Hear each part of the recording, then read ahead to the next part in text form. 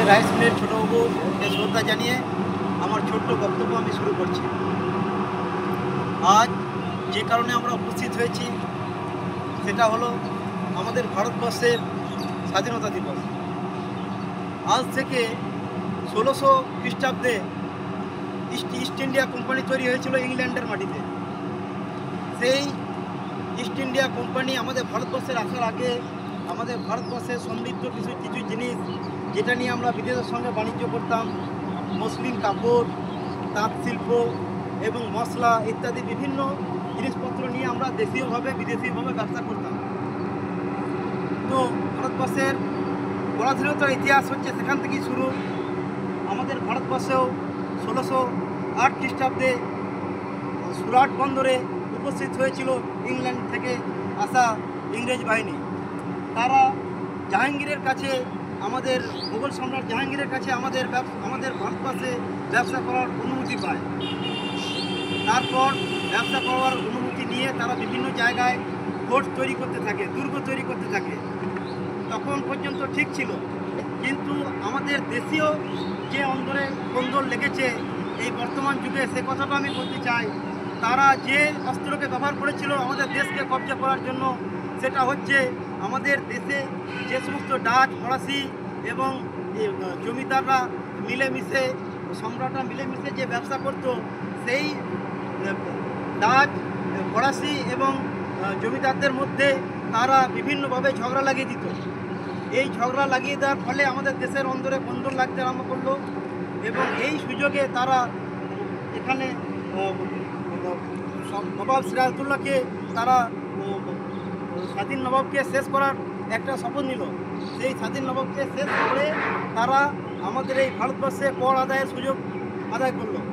এরপর থেকে সকলেরই জানা ইতিহাসটা, আমরা দেশীয়ভাবে আমরা খাদ্য উৎপাদন করতে পারলাম না, আমাদেরকে দিয়ে জোর করে নীল চাষ করানো হলো। আমরা দুর্ভিক্ষের কবলে পড়ে অনাহারে অত্যাচারিত হয়ে ইংরেজদের কাছে আমরা 200-250 বছর আমরা পরাধীন হয়ে থাকলাম। এখন আপনারা জানেন কাশ্মীরে অনেক সময় জঙ্গি হামলা হয়, 10 জন, 12 জন, 26 জন লোককে মেরে দিয়ে তারা আবার চলে যায় বাইরে থেকে এসে, অথচ 4-5 জন জঙ্গিকে আমরা কোনোভাবেই খুঁজে বের করতে পারি না। একবার ভেবে দেখুন তো, সারা ভারতবর্ষকে শাসন দিয়ে যারা, দুঃশাসন দিয়ে যারা কবজা করে রেখেছে, তাদেরকে তাড়ানোর কতটা হিম্মত চাই। তা সেই সমস্ত বীর বিপ্লবী যারা আমাদের এই দেশের স্বাধীনতার জন্য 200 বছর কেউ সিদ্ধান্ত নিতে পারেনি, কিন্তু 1947 সালে বীর বিপ্লবী, সন্ন্যাসী, বিভিন্ন মানুষজন নিজেদের আত্মবলিদানের জন্য এগিয়ে এসেছিলেন।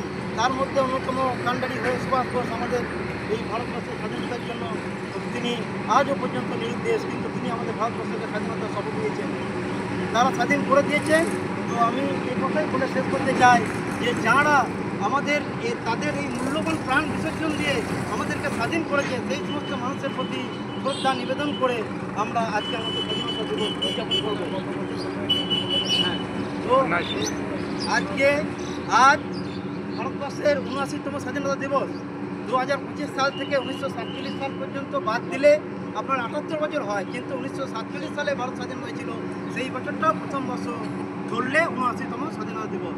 তাই 79তম স্বাধীনতা দিবসে আমাদের ছোটবাবুকে আমি অনুরোধ করবো যে উনি পতাকা উন্মোচন করে সবাই, তারপর পুষ্পবেদীতে পুষ্প নিবেদন করে বীর শহীদ বিপ্লবীদের আমরা শ্রদ্ধা জানাবো। পতাকা তোলা পড়ে একটু আলাদা করে দাও, গীতটা একটু আলাদা করে দাও।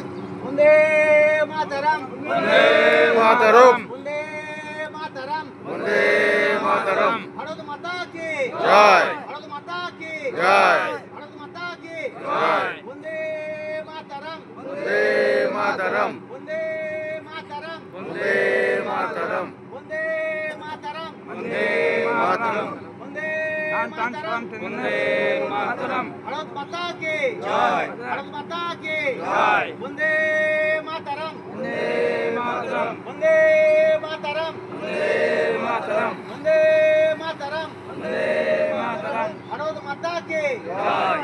নেতাজি সুভাষ চন্দ্র বোস কি জয়, ক্ষুদিরাম বোস কি জয়, বিনয় বাদল দিবস কি জয়, ভগৎ সিং কি জয়।